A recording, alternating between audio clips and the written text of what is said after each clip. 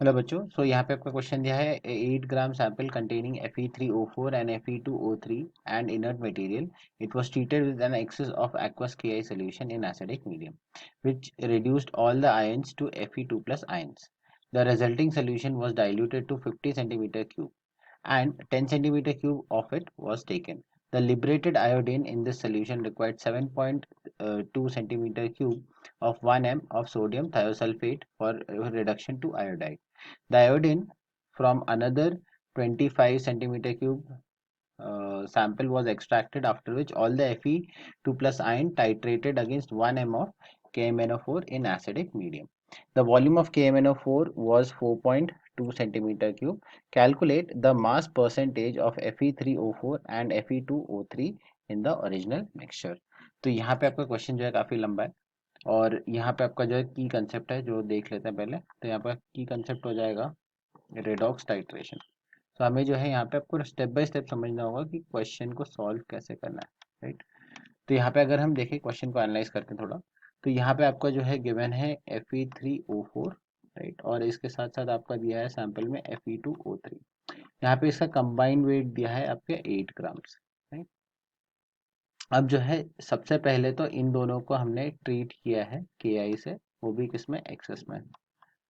तो ये एक्सेस में ट्रीट करने के बाद क्या हुआ कि आपका जो भी यहाँ पे Fe3 प्लस आयंस रहे होंगे वो सारे के सारे Fe2 प्लस में कन्वर्ट हो चुके हैं, राइट, इस रिएक्शन का। अब ये इसमें से इसका जो है आपका कितना बनाया गया, आपका 50 सेंटीमीटर क्यूब, या और बोल लीजिए 50 ml का बनाया गया सोल्यूशन, और इसमें से जो है आपका 10 ml ऑफ सोल्यूशन जो है आपका जो भी आयोडीन निकला होगा उसका उसका 10 ml का सोल्यूशन लेके उसे जो है टाइट्रेट करवाया गया है आपके सोडियम थायोसल्फेट के साथ, राइट। और यहाँ पे इसका जो है डेटा गिवन है, इसका 7.2 ml है और इसका 1 m सोल्यूशन है। अब जो भी आपका ये जो 10 ml में किया है, इसके अलावा जो है आपका अलग से इसको जो है KMnO4 में भी डाला है, और ये KMnO4 से भी आपका टाइट्रेशन किया गया है। हमें निकालना है कि इसमें इन दोनों के वांस परसेंटेज कितने कितने। सो हम चालू करते हैं पहले सोडियम थायोसल्फेट वाले केस से, राइट। सो अगर हम यहाँ पे बोले इक्विवेलेंस ऑफ Na2S2O3, तो ये आपका हो जाएगा, आपका डेटा जो कि मैंने उससे लिखते हैं, तो ये हो जाएगा 1 × 7.2 डिवाइडेड बाई आपका हो जाएगा 1000, राइट, क्योंकि 7.2 आपका ml लिया गया था। तो ये आ जाएगा आपके 7.2 इंटू 10⁻³ इक्वेलेंस पे।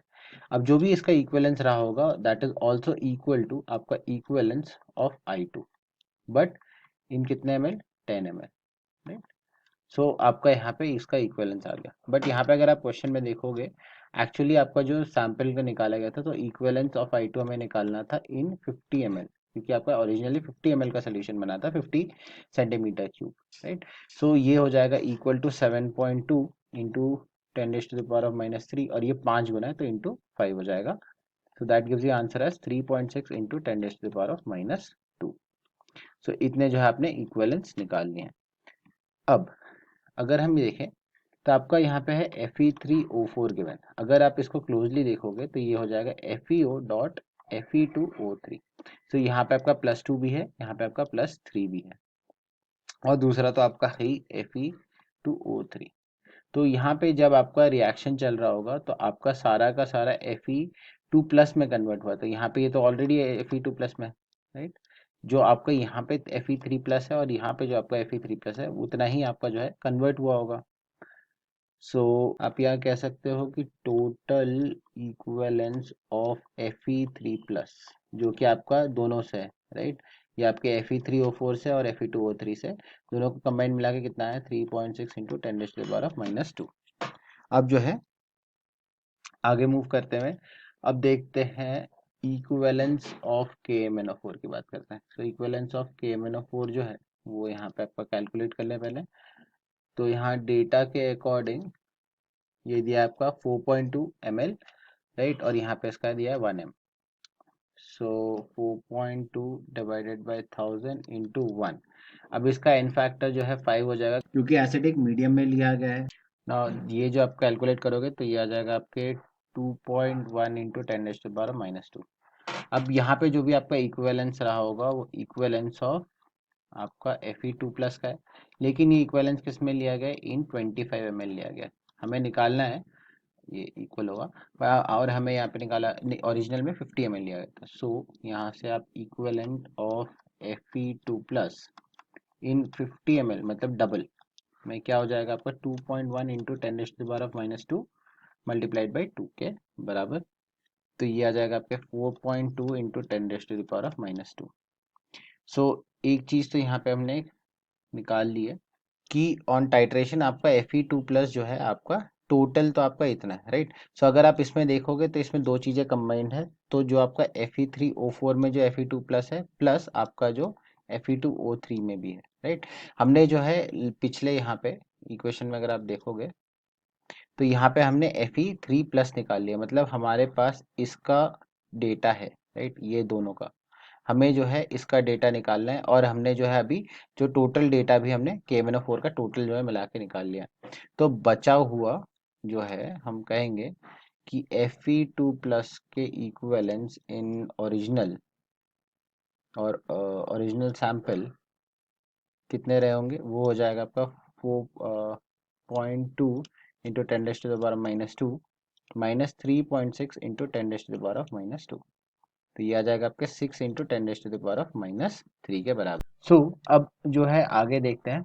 तो यहाँ पे आपका निकालना है number of moles of Fe, पहले जो आपके थे +3, number of moles of Fe +3 in Fe3O4, right.